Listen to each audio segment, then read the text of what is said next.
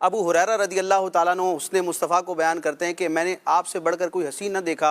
आपके चेहरे अनवर की शान ये थी कि कअन्न शम्स तजरी फी वजहिही औ कमा क़ाल, ऐसा लगता कि सूरज आप अलैहिस्सलाम के चेहरे अनवर में गर्दिश कर रहा है। अच्छा, जितनी भी तशबीहात देखें, कोई चमकदार मोतियों से तशबीह दे रहा है, कोई सूरज से, कोई चाँद से, कोई चाँद का टुकड़ा कह रहा है। वजह क्या है? वजह यह है कि अल्लाह तबारक व तआला ने अपने महबूब अलैहिस्सलाम की रूह के साथ साथ आपकी जिस्म अक़दस को भी नूर बनाया है। हकीमुल उम्मत मुफ्ती अहमद यार खान नईमी फरमाते हैं कि वैसे इंसानों की जो रूह होती है वो नूरानी होती है, नूर से बनी होती है, लेकिन उनके जिस्म जो है वो खाकी होते हैं।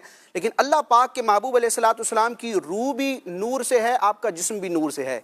इसको इमाम अहले सुन्नत यूँ बयान फरमाते हैं कि औरों की रूह कितनी ही लतीफ़, उनके अजसाम की कब्सानी है।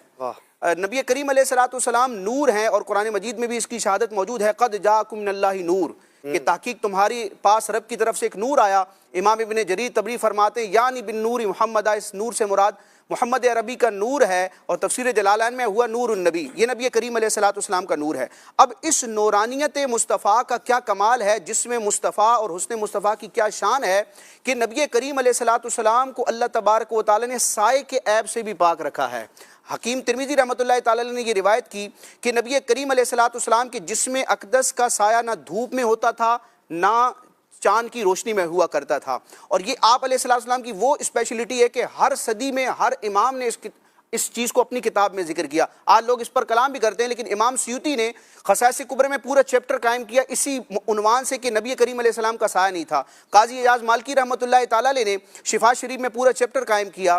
फिर इमाम अब्दुल अजीज़ मुहद्दिस देहलवी रहमतुल्लाह तआला ने बयान किया। लेकिन मुजद्दिद अल-फ़सानी का एक मैं हवाला पेश करूँगा, बड़ा ईमान अफरोज़ है। मकतूबात शरीफ में इमाम मुजद्दिद अल-फ़सानी रहमतुल्लाह तआला ने बयान करते कि नबी करीम अलैहिस्सलाम का साया नहीं था। इसकी वजह क्या है? शरई दलाइल तो उस पर मौजूद हैं, लेकिन लॉजिकल अंदाज में देखा जाए तो साया क्यों नहीं था?